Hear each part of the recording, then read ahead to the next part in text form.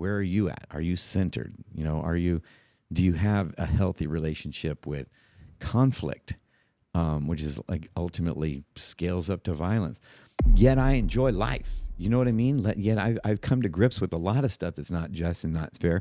And I'm still trying, centered sometimes, not centered sometimes. But I kind of starting to know where the center is. There does need to be a process for guys to offload the burdens that they're carrying. And there wasn't largely, right? Particularly in Western culture. He walks into the room and the energy in the room changes. Calm can take place. We'll say violently aggressive. Okay. Yeah. Which one do I want to be for the people in my world?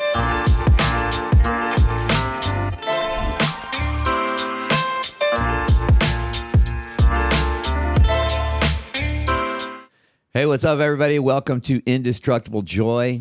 I got a guest with me today, Eric Uresk, who is my personal coach and someone we're going to talk about some things that have helped me out a lot in my life. I've been in this whole personal development industry and coaching industry for a long time, and it's I've never met anyone like him that can kind of see right through all my bullshit, right off the bat, step one. Been through some of the same experiences. Not only that, though, just all around badass in what he has to say, what he has to do, how he lives his life, and and thanks for being here. Thanks for having me. Let's start with, you said something. I always framed it, violence is neither good or bad. It's just a vehicle. You got to have good violence to, if you don't have good violence, you can't combat the bad guys.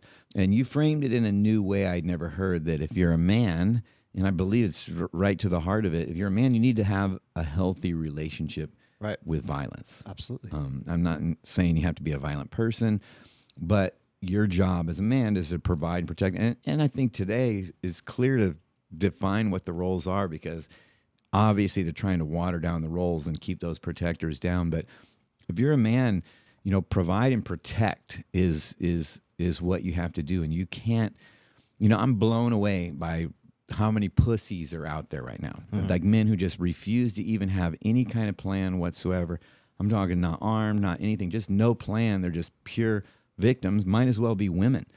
And I think it's a big enough deal to talk about. I particularly, I enjoy it, from a sport standpoint especially, but it's just always been something that's fascinated me. And you've got a, tremendous background in fighting and in training and in jiu-jitsu, which I respect, and still going strong, still training daily. I know the difference between someone who trains every day and someone who trains 2-3 times a week. Right. And it's pretty big, so you framed it in a different way. And I kind of want to hear your take, because it's so true. It has nothing to do with good or bad. It just has to do with your role as a man. If you don't know how to, we have a right to bear arms, and that's specifically written to protect yourself against the government. Currently, the government right now today is full on, is infiltrated. The bad guys have infiltrated. Yeah. And there's no question that they wrote that for our own protection, even though they try and water it down. So, whether it's guns or fighting, what are you going to do if someone jumps out at you? If you don't have a plan, to me, it's kind of mind-boggling how many people, will have a full-on family, and if you broke into their house, they would just all, the guy would pee himself. Yeah. So I have a lot of thoughts, and I'll try to unpack them slowly. I think the first thing is, as you're saying all of that, right? I'm thinking I was at a training a week ago or so, and the training was on the concepts that the samurai used, right? And so this training was supporting us to integrate these things into business, into life, into all the different domains that people live, how the code of the samurai could be helpful and used as a tool or appropriately a weapon, right? One of the things that they were talking about is the samurai in their mind, right, in their intention when they're going out into the battlefield, it's to expect nothing but be ready for anything. Okay, so I think that's a great way to just look at life, let alone a battlefield. I think the reason I think battlefields and war and violence and fights are so they paint such vivid pictures is because they're they're sort of extreme circumstances. And in extreme circumstances, if you just get caught up in how extreme they are and panic, well, you're not going to do so well, right? So Indeed. it's probably not going to work out favorably more often than not, okay?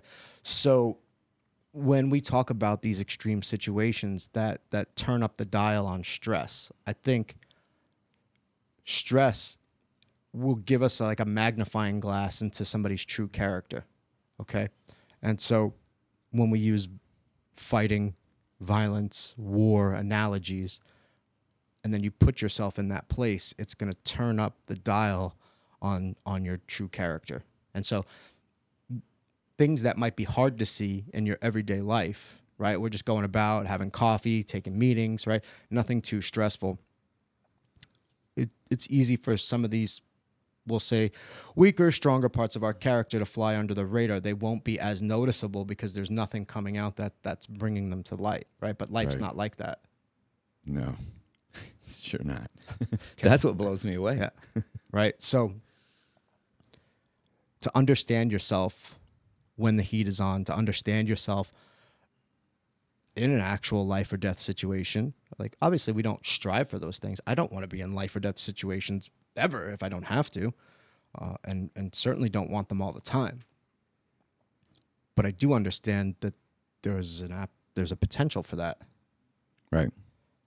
And so do I want to be prepared if and when that happens, right?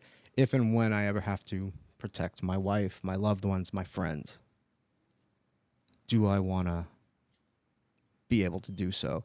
Do I want to feel safe in my own skin, right? So there's a lot of people, and this never dawned on me for a long time until I started like actually hearing women tell their story, and even men that just, you know, we'll say weren't the most physically strong men, but like, you know, when a woman walks to her car in a parking lot at night, it's a very different experience than you or I walking to our car or in a parking lot at night. They're looking around, checking for, you know, safety measures. Am I going to be attacked? Am I going to be able to handle if something happens, right? And as people started to tell me this was years ago when this shocked me. I was like, man, that is not my experience at all.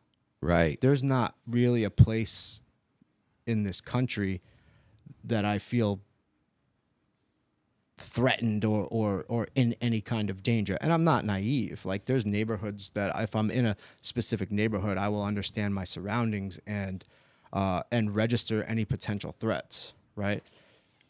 The energy in which I carry myself does not promote anybody to think that I'm going to be an easy mark. So I generally just don't get into altercations wherever I go. And it's not a bravado. It's not anything forced. It's just the energy of preparedness. The energy of preparedness. I like that.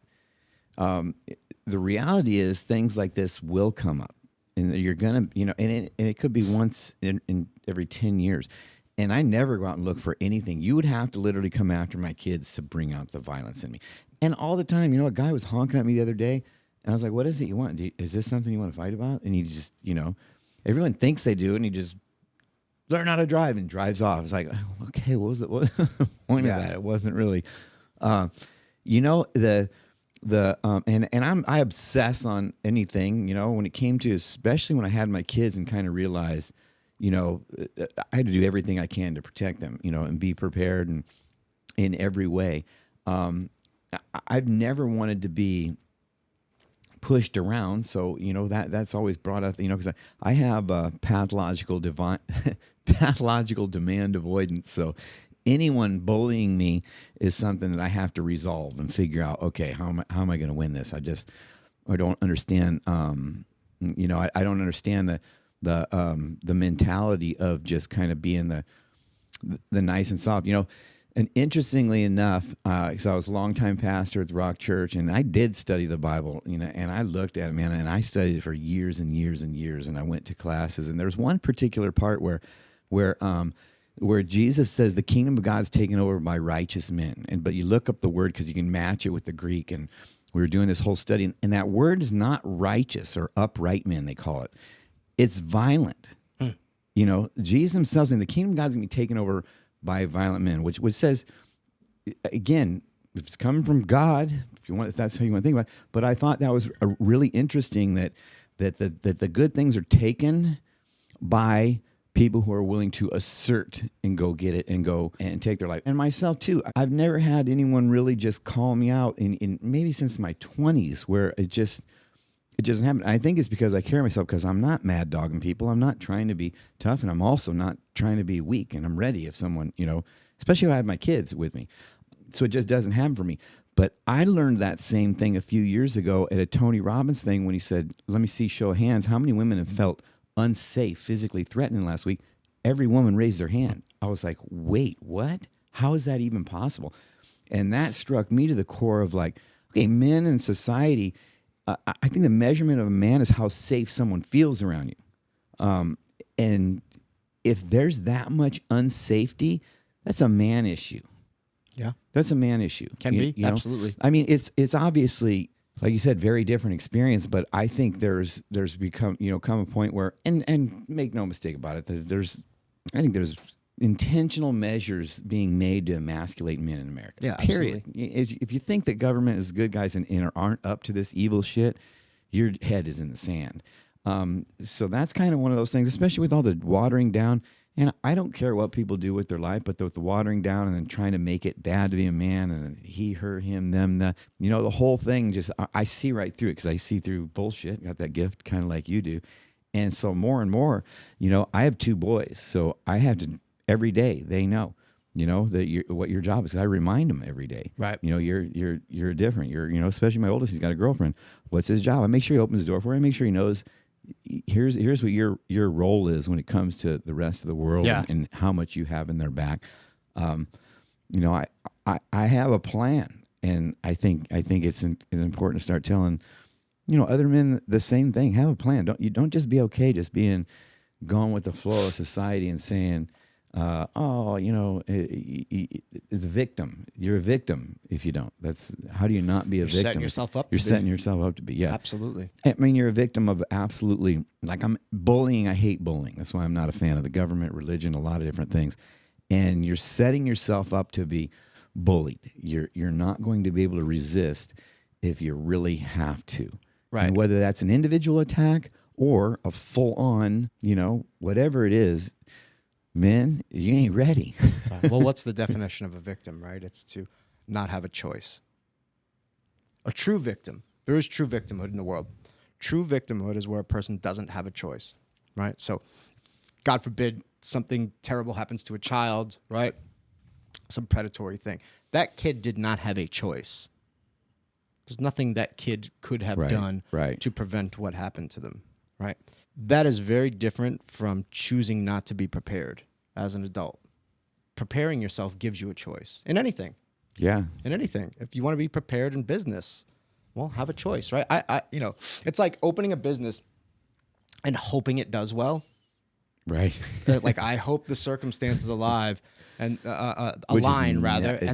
not how it works. Or right, I take this proactive stance of learning the ins and outs of my business, the ins and outs of attracting attention to my business, the ins and outs of bringing in people that are going to spend money with me.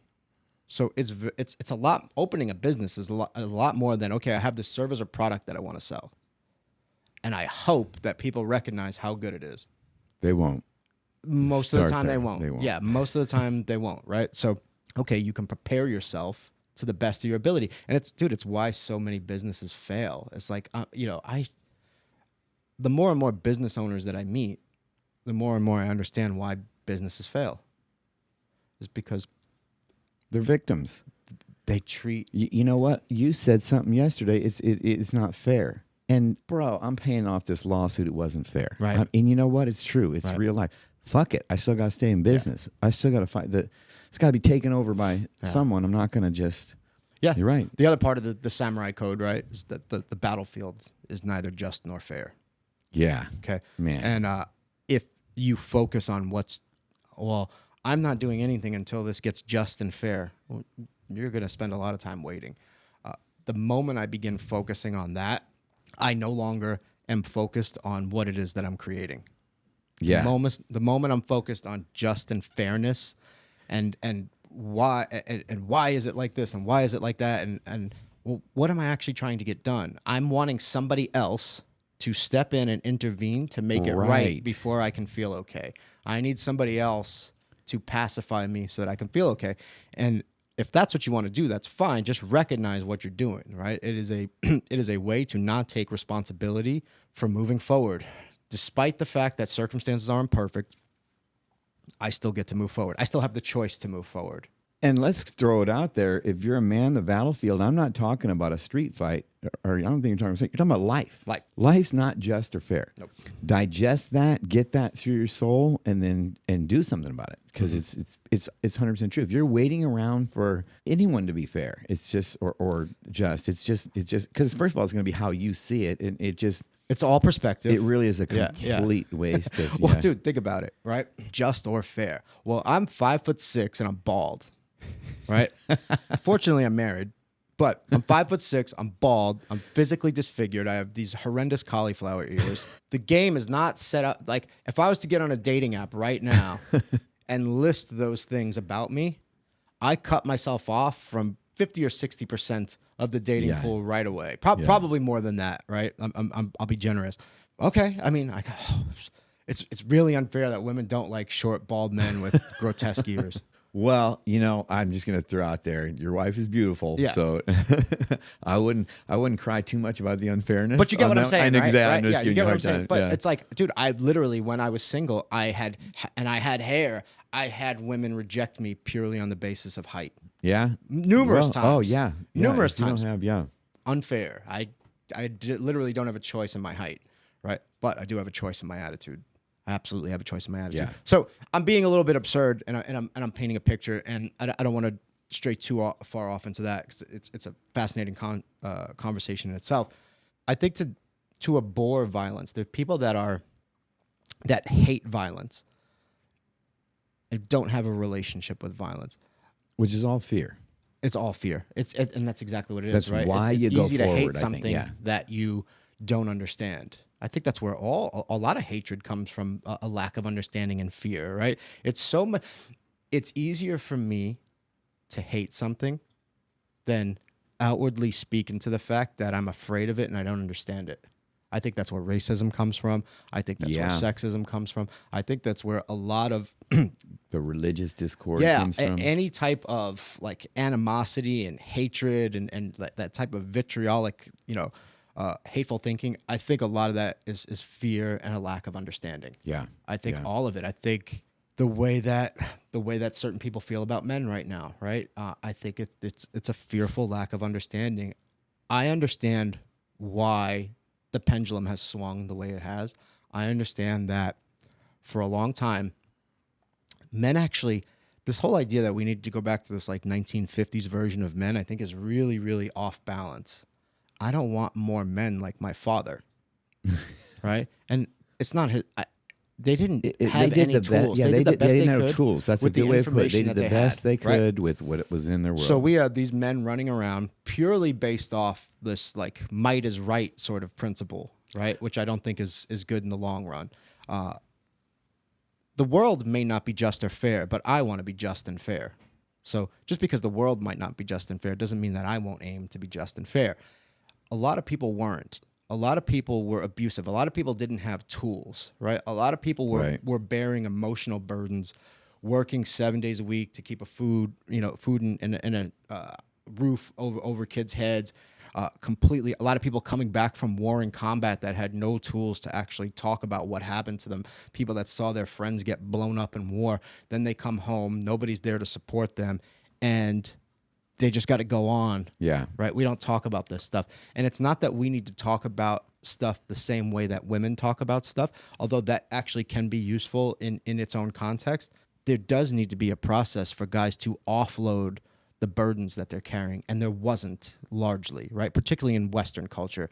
Think about your your lineage, your male lineage? Did these guys have a way to offload their emotional burdens in a healthy and productive way? No. I remember when I was 5 years old and crying, my dad would say, Marines don't cry. So my dad said the same thing. You know, and I can remember Same. when I was much older thinking, and my dad was a great guy, it's just, like you said, they say what they say. And I remember when I was like, it wasn't until I was probably like 30, I was like, wait a minute, I wasn't a Marine. I was 3. But they just looked down on that express, and man, we didn't talk about our feelings. That wasn't something that we did or express. So why is it important to do that, right? So this, I promise I'll tie this back to the fun stuff in a minute, but why is this important? Well, you had these guys running around unable to unburden themselves. And so that burden went on to all the people they were meant to be protecting. That bandwidth to protect goes beyond physical. Mental, emotional, yes. Right? Agreed. So if you don't have the space within you, mentally, emotionally, you cannot provide that for other people. If you can't protect even your own mental health and your own physical. And the space and to offload it. If you don't have a way to feel protected mentally and emotionally. You can't share it. Yeah. Right? You So can't look, give away something you don't have. To a lot of people, you're a boss, a leader, the guy, right? Probably the head of a lot of people's lives in a certain capacity, right? Dad, right? Pastor at one time. So this leader figure. Now, even you need somebody to support you with the heavier stuff that you got going on. Man, can't underestimate that enough. And it took a long time to actually learn that was, one of the things you'll get from doing that. And it is having someone else and getting to that point where, you know what, I actually want to be a better man is, this idea of turning and facing towards it. When a storm comes, the cows will do one thing and buffalo will do another. Right. Cows will go away from the storm, and exponentially more of them will die from the storm than the buffalo, which turns and goes right into the storm. Right. They'll just go through it.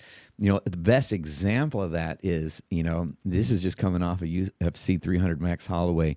At one point, at the very end, just pointed to the middle and just was like, right here is here's the moment where prepare yourself for that moment in life where, what am I going to do when it comes up? Is it going to be right here and face it and go through it? Because, man, there is freedom on the other side of that. Absolutely. And this is coming from someone who's, my level of run and avoidance stuff is extreme. Like I can honestly say when I turn and face it, when I do turn and face it and you go through it, you're like, that wasn't even that bad. Okay, so why is that important, right? If you're not hip to that idea, right? If you don't understand that I need also support, I also need guidance so that there's more of me available to protect the people that are relying upon me, okay? So that didn't happen for not the few generations before me, and I'm going to guess that didn't happen for many generations before that. Yeah. So, women had a warranted mistrust in men. And I think because they were on their own, fighting all these demons on their own, no support whatsoever, right. Losing, and you can't, you're not going to win without. Right. So they didn't want that, right? So what they tried to do and what they are trying to do is, because we don't want that, we just want castrated little bitches. Yeah. And it's not.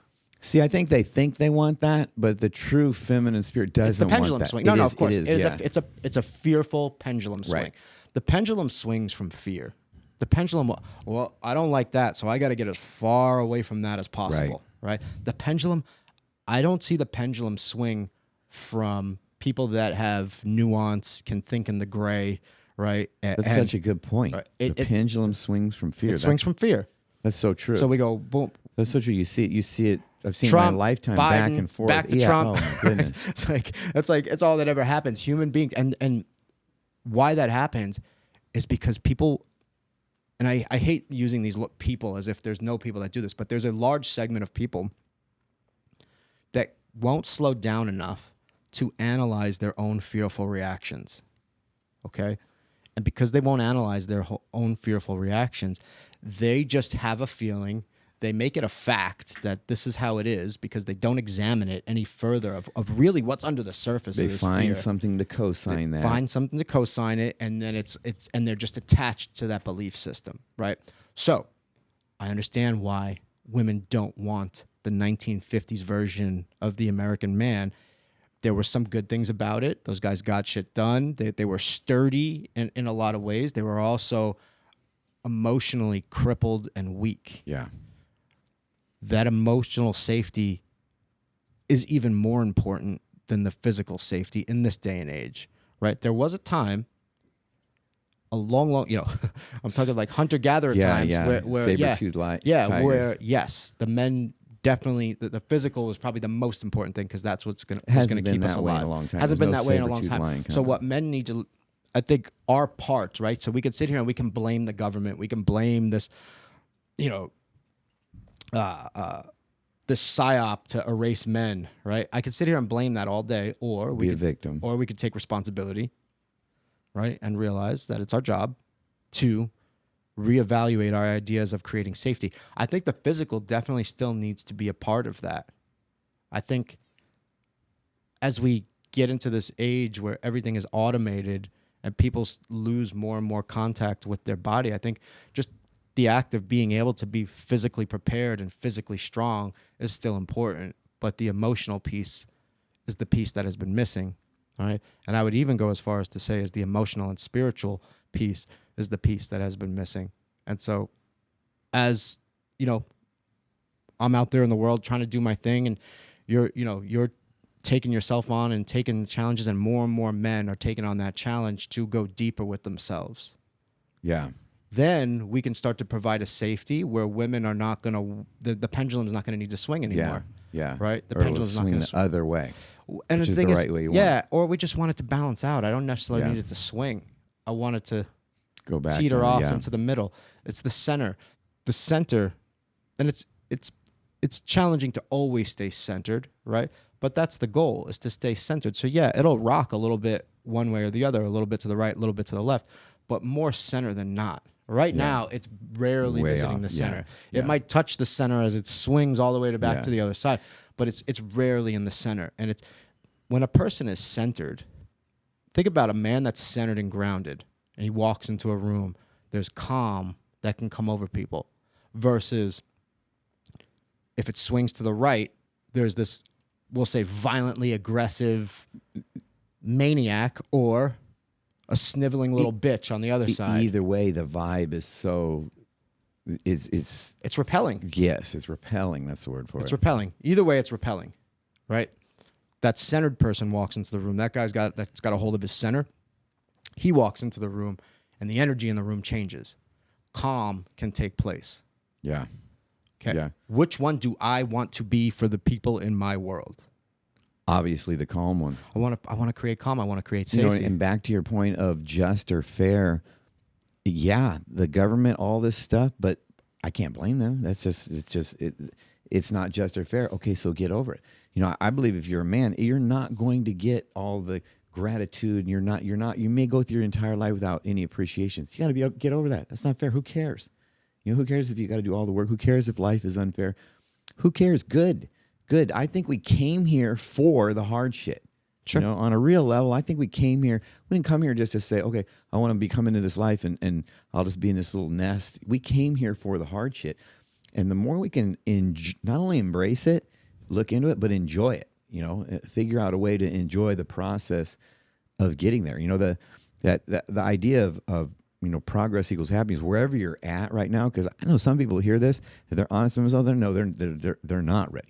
Because I started tripping on this, because I come from Nebraska, everybody has a gun. So it blew me away when I California how he didn't, and I would be like, well, what's your plan? And when people say stuff like, well, I'll call the police, I was like, really? I just didn't. That's nowhere on my Rolodex of options. Never. They've never made a situation better, ever. Nowhere ever. on my Not Rolodex of one options is call the particular police. time. The only time I would tell someone to call the police is a girl if a guy is hitting them. I'd say call the cops on his ass just to put him through. Yeah. Not that he's even going to get punished, just to be a pain in his ass. Yeah. Just to put it on the radar. But I think they help? No, it's one of those. It's not just. It's not fair. Yet I enjoy life. You know what I mean? Yet I've come to grips with a lot of stuff that's not just and not fair. And I'm still trying, centered sometimes, not centered sometimes. But I kind of starting to know where the center is. I'm starting to know where it is when I want to be. You know, the stakes are a lot higher when you're raising kids. I'm kind of want to make sure they can see what the example is. And you know what? They'll build on it. They'll probably look back and go, you know, our parents did the best they could with what they had.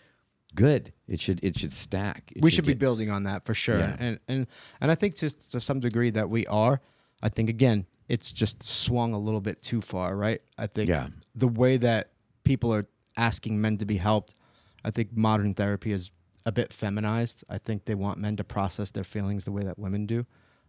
And like I said, there's some utility for that. I don't think it can be the end all be all for that. And to be honest, I don't think it's like that for women either. I think I work with a lot of women in my coaching practice, and one of the reasons they come from me is because they've gotten what they can get out of the feminine model of processing. And sometimes they need a little bit more of a masculine approach, right? Makes sense. And they actually do get a lot of value. So I think both men and women could use the masculine care, right? There's a different feel between the masculine care. And I explain it like this, and I've said this on a bunch of podcasts, so if I'm repeating myself, I apologize. But the feminine care is come here, everything's going to be okay, right?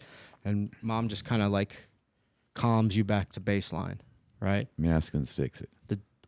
And also, the masculine is the care that can walk you into danger, right? So we're going to do this thing, even though it's scary. I'm right here. I got you. Yeah. Right? That's the difference. If we just coddle, which is actually necessary too. Sometimes a person needs to be coddled. Sometimes they just need to be comforted and nothing else, right? And also, if we just keep them there, they don't get stronger, right? So the masculine care, for me, as I understand it, is the one that'll hold your hand and walk with you into the danger. Yeah, I like that. Right? You know, and even if you want to tune down to level 1, you know, when you say healthy relationship with violence, you can dial it down to just conflict. Start there. Conflict. Most people are terrified that's of a great way to put it. I mean, that's the level 1 white belt violence is, can you even handle if someone doesn't agree with you? Right. Like some people can't. It's like, okay, you got to learn to embrace that, enjoy it, and turn into it. You don't mean you have to fight with them. Doesn't mean you have to, you know. Do you lose your center because somebody disagrees with you? Right. So here's an easy way to put it, right? To me, the center is freedom.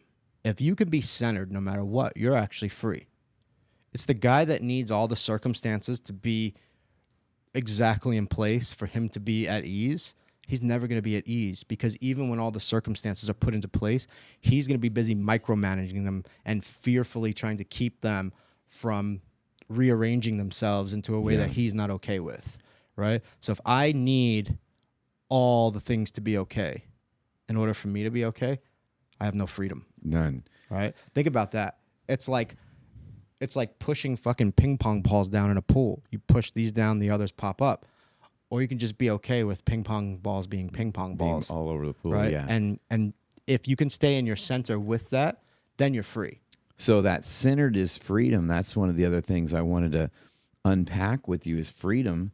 That's one of the areas where, I mean, that was my number 1 value for years. And I worked myself in a position where I was free from anything.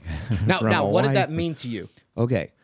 What it meant to me then is not what it means to me now. Right. What it meant to me then was freedom to do what I want, when I want, how I want, where I want. You know, that was to me success. And once I got to that point, I could go to Hawaii for 21 days, not even tell anyone. I mean, free.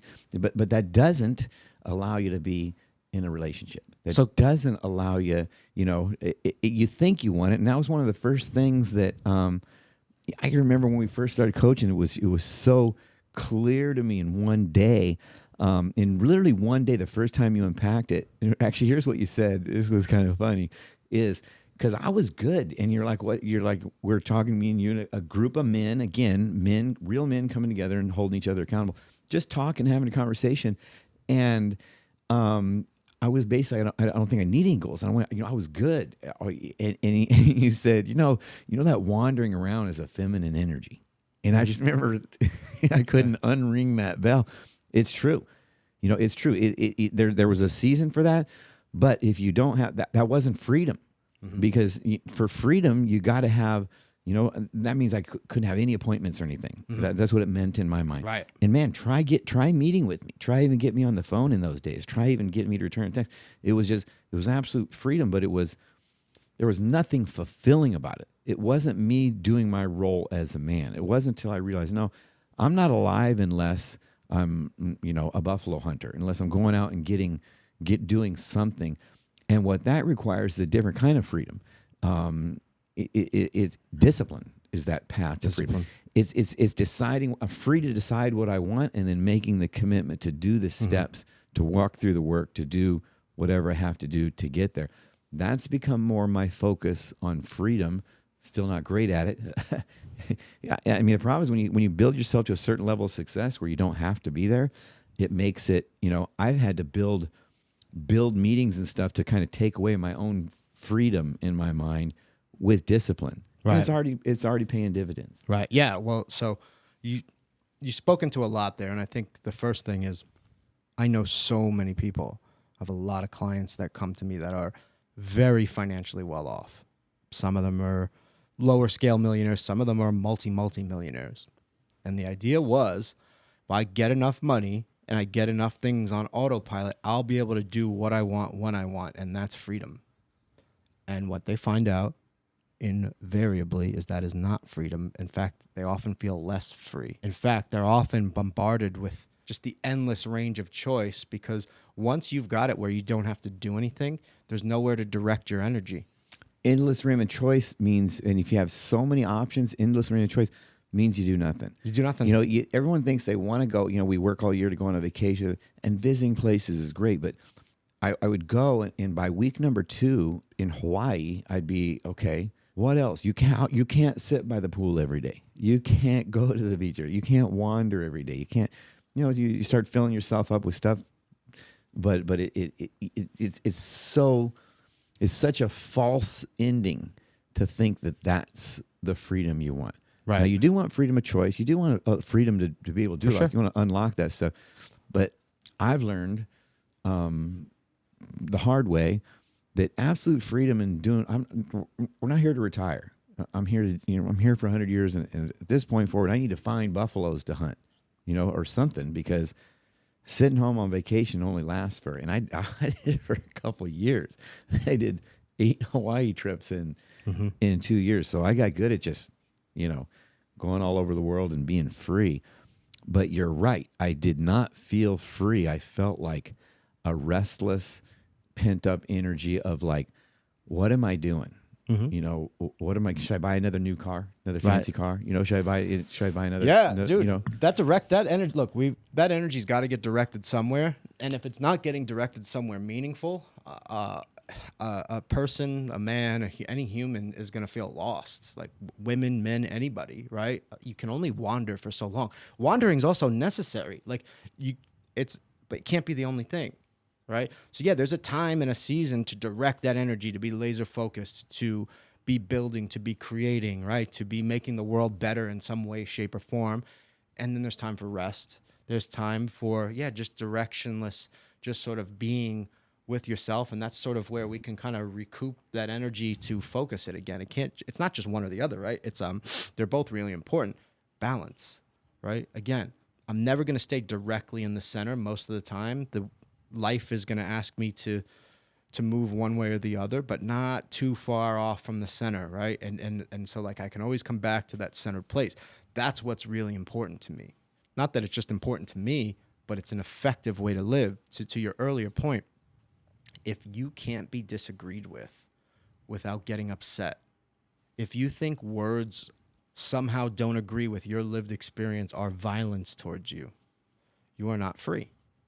And you might say, well, I'm not free because of the way that you're talking to me, or the way that you're invalidating my life experience. And then I will say to you, well, then you, my friend, are the textbook of a victim, right? What you're telling me is that because of my beliefs that you can't feel free, because I disagree with your lived experience or your perceptions of things, that you can't live free. Right.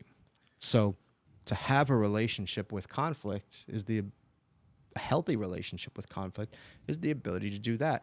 Am I free to let my wife have a bad mood without me. That's a good, by the taking way, on. that's a good extra word you added in there. Not just a relationship with conflict, but a healthy relationship with conflict. Like you're almost going to embrace that's going to happen. You got a Get good at relationship with it. Get It's good just, at it. Is it a good one or not? How do you get good at jujitsu? Yeah, you should fucking practice. Just go to the mat. That's it. Just go to the mat. So practice those conflicts. Don't be afraid. The best managers, leaders, everything are ones that just aren't afraid of conflict. Or I'll say this as much as like I don't think that you can have a healthy romantic relationship without conflict. Oh no, you can't. Right? Conflict avoidant couples, in my experience, end up becoming rude mates. Roommates, or in my case, big personality. Yeah. If you're not willing to stand up and have a little bit of conflict, you just fall down, and then I lose respect for the whole. It just doesn't. Yeah. So it ends up dysfunctional one way or the other, right? Passion will leave the relationship. Right. So the ability to, this is how I'm looking at it, this is how you're looking at it, it's different. That opportunity to come to an understanding, it's like conflict is actually a pathway to intimacy. Intimacy is to know and see something at a deeper level, right? To reveal more Work of oneself, through something right? So we don't let everybody see these deeper parts of our character. That's why, that's what intimacy is. It's special. There's a quality to it that's rare, right? And the people that you allow yourself to be intimate with doesn't necessarily have to be romantically intimate, but you let them in to see more of you. Well, conflict is an opportunity to let somebody see more of you, to get to know more of you, to get acquainted with more of you. Every time we hide from conflict, we're actually hiding who we authentically are, how we authentically feel, and we deny our partner the opportunity to meet that part of us. Yeah. And so if you do that for long enough, you're going to destroy the intimacy in your relationship. Right. Then it just is two roommates. Yeah, not I'm basically presenting a character that I think if I present myself this way, it will keep things a way that I'm comfortable with. And comfortable in this context is not forcing me to look at myself through conflict, because I have a poor relationship with conflict. I have a poor relationship with violence, with the discomfort of disagreement. Yeah. That idea of freedom, I think some people don't get to a point where they get to it. I think it's important to say it to men up front, because some people, let's start here. We want to say we're not free because of this, that, this, other, everything's out there. But where are we really not free? It's right here. This is all the work is right here. And it takes a long time to realize there. It's not out there. The freedom is right here. All the oppression, bullies, all that kind of stuff is going to be there. But the freedom is right here. I don't think anyone has held me more captive than my own self. Not even close. 100%. No one's even close to as hard on me or as close to binding up what I can do and can't do as right here. So that freedom starts with knowing it's here. That it has nothing to do with what happens to you in the world. It's really nothing at all. That's just the stimulus that shows, like you say, the hot water that shows who you are. Where's that at, and where do you start to build on it? I think to start to build on it, you realize, it's not freeing yourself from someone. It's freeing this, all the stuff that chains you down right there. Yeah, it's I fucking love the movie The Matrix, right? And I watch it pretty often. I think it's more relevant today than it was when it got released. If you don't look at, it's like a documentary. If you don't look at your programming, if you never examine your programming, you just go along with the programming thinking that that's just the way that it is. I'm just think this way. I'm just like this, right? So you buy into this story of your life. Stop on that for a second, unpack that a little more, because the idea of programming, okay, if you don't, we're all programmed. Whether we programmed ourselves or other people, we're programmed primarily by, just our upbringing, society, whatever. The programming is there. It happens automatically. Until you get in and take responsibility and almost, instead of programming, reprogram. Like take an honest look at, when I read the 4 Agreements and it kind of said to question everything, all your beliefs, that's when a lot of things really unraveled for me, and it have been ever since. Scary to do initially.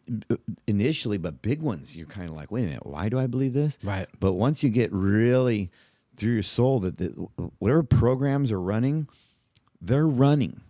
They're running with or without me. So if I don't add some, attachment programs and start to build them and make those programs somehow, overcome some of the programs that are already there. It's about reprogramming. Absolutely. Yeah.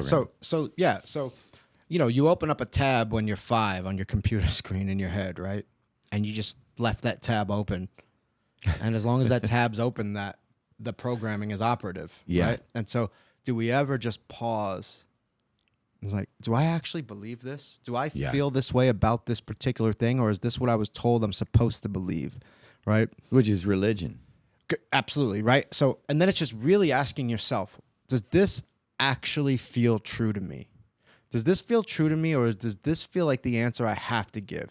Do I feel wrong if I give a different answer? Do I feel like I'm betraying something if I give a different answer?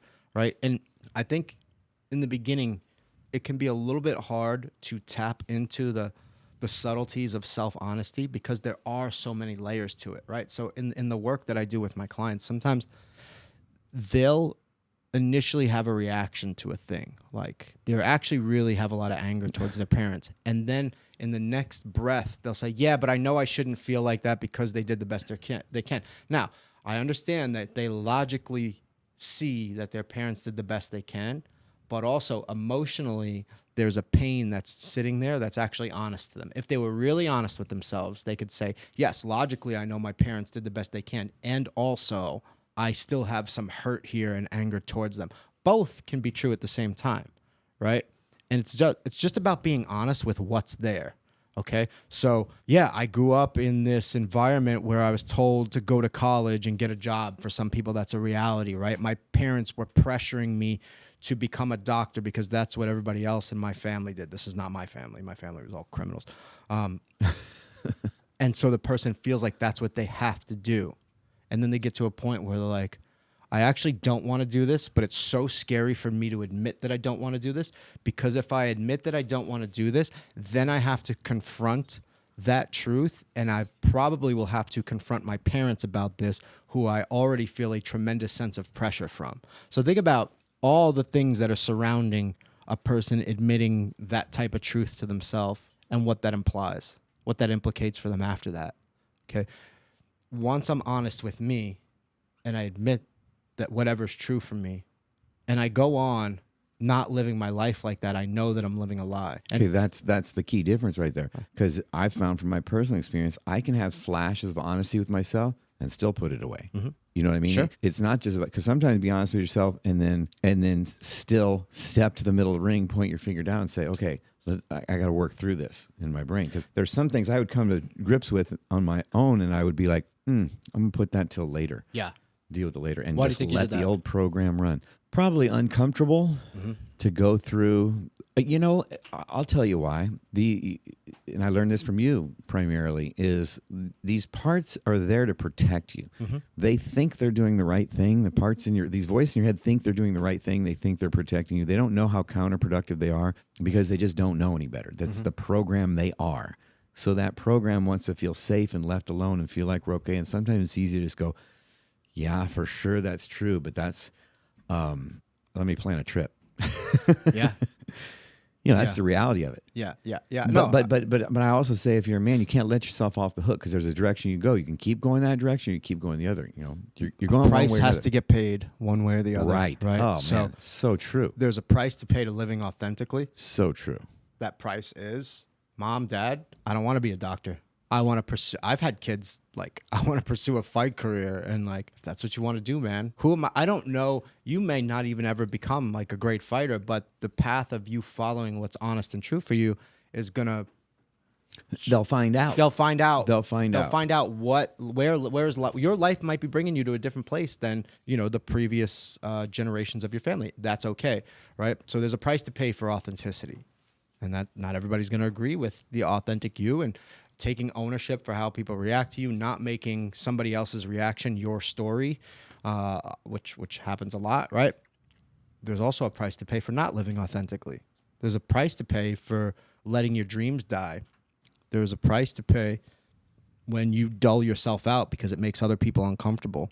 There's a price to pay for that too, right? You will pay a price one way or the other. Pretty extreme price too, because it's your life. It's your destination. Absolutely, man. So early on, I think to some degree, I understood that, especially as I started like getting sober and getting my life together.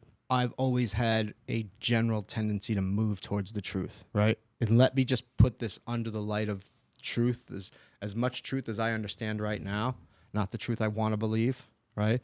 Does this actually feel true to me?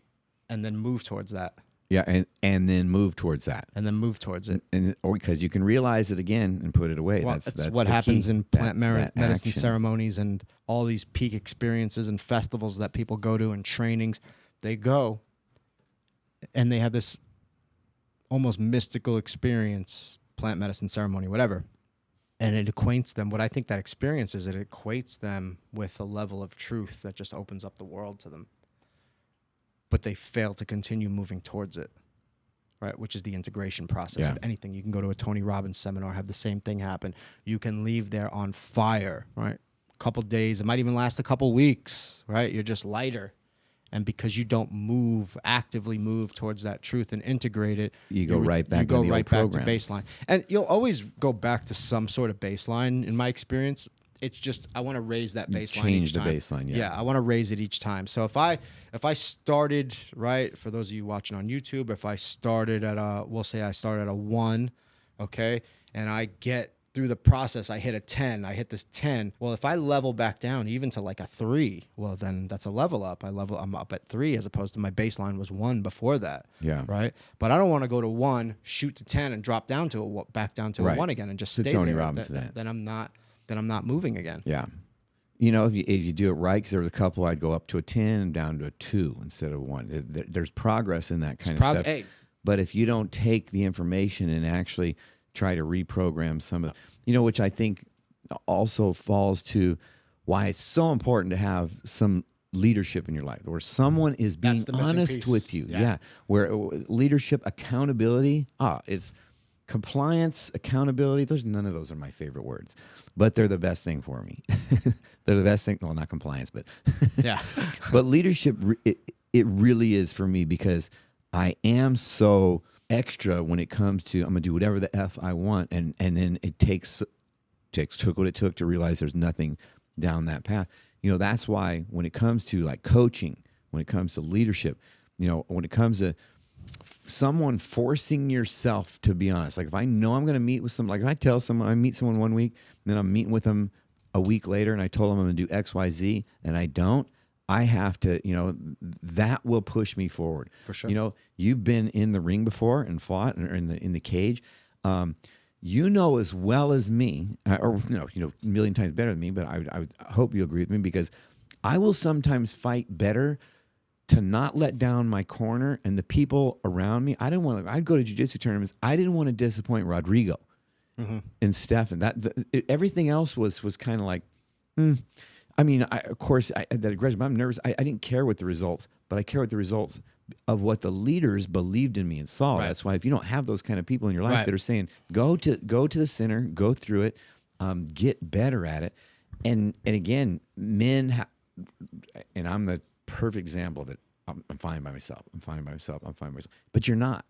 You're not. If no one's in your corner saying, hey, come on, man, you're going to do a little bit better. No great fighter, athlete, anything has got to where they got without someone saying to them, you got this, you can do this. Someone who believes in you, someone who truly has your best interest in mind. I really don't believe. I think men don't have. Men. Yeah, I don't think a lot of men have that. No, they don't. Right now, they don't. And so, yeah, I would frame that slightly different in that accountability.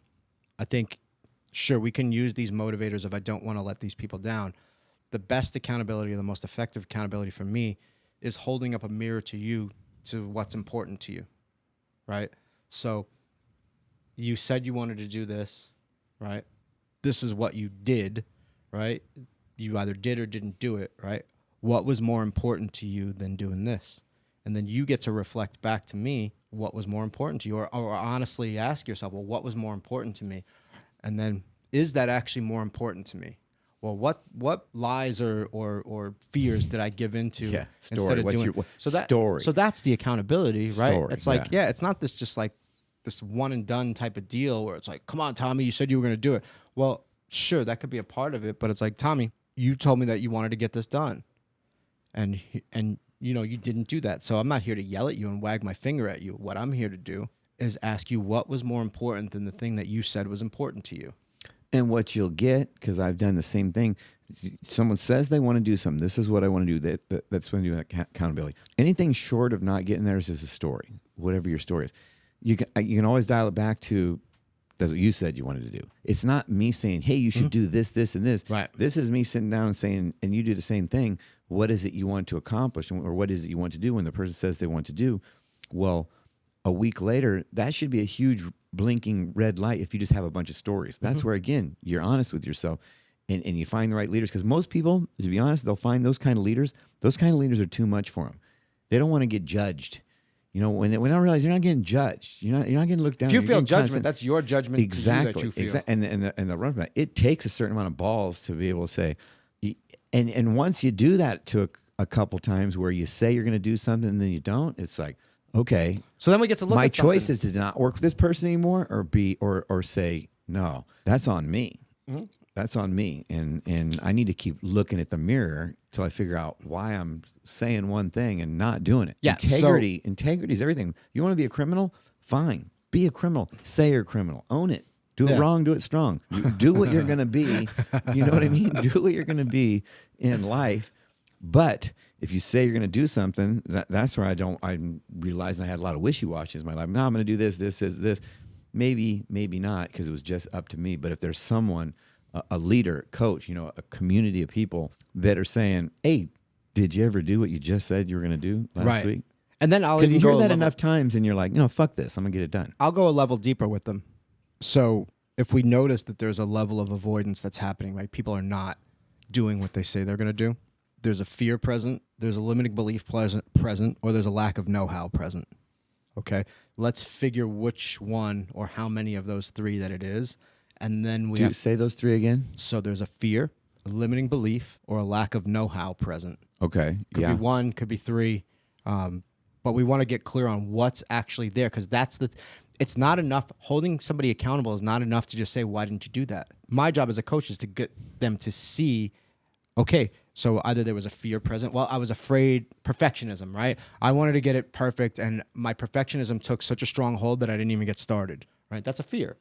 It's also could be a limiting belief. If it's not perfect, it's not good enough, right? Or I didn't know how to do it, so I didn't get started. There was something there that I didn't know how to do that had me in a pause response where I couldn't get started because I didn't know how to do the thing. That's something there could be something that you don't know just because you haven't learned the industry, but it could also be something that sometimes it's like, I don't know why. Like what I don't know is what makes me just decide I don't care. You know, or for whatever reason, I just don't care about it. So that not care, when somebody says, I don't care, they show by their actions whether they say it or not. If they don't do it, it means they didn't care enough to do it. I'm talking to myself. Yeah. Well, and I think there's something that lies underneath the don't care. I think don't care is a protective mechanism in most cases. In my experience, the I don't care is don't want to deal with it. Don't want to the state of overwhelm to have to go through the inertia of that discomfort, right? So that initial discomfort and getting the ball rolling, it's like that to me just feels so like I don't want to do that. I think you're spot on with that. And so it's easier for me to just say I don't care, or to not care, or to find something that feels, or to chase some kind of pleasure instead. Right. Or some sort of just distracted avoidant behavior. Yeah. That works for a season.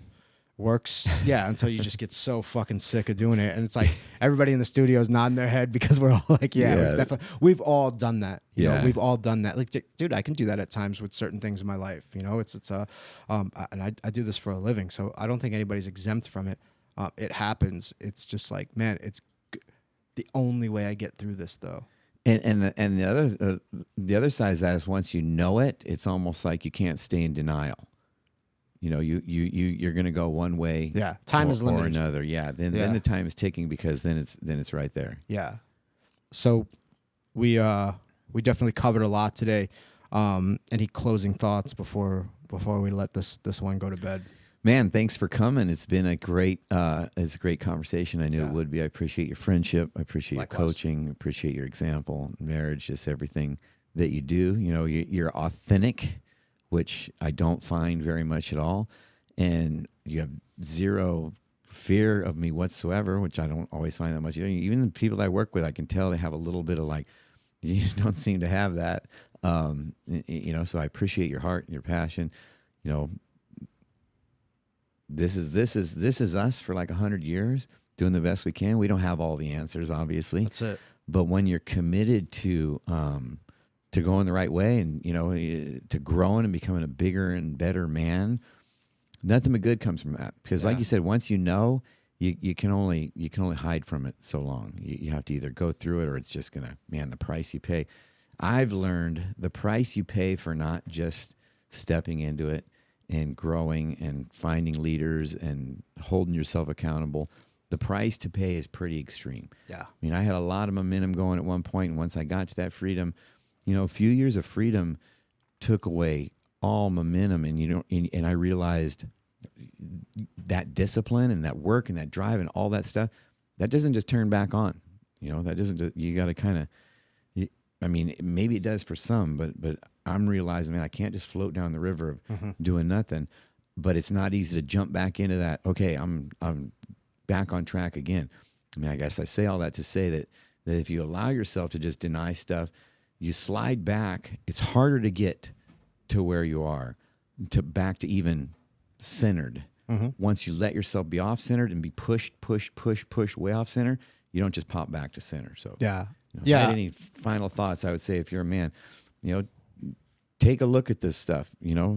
What are you at? Where are you at? Are you centered? Do you have a healthy relationship with conflict, which is like ultimately scales up to violence? Are you free? Are you free? And be honest with yourself. And then if you're not, take some action. Absolutely. Yeah. As I'm listening to you say that and talk about the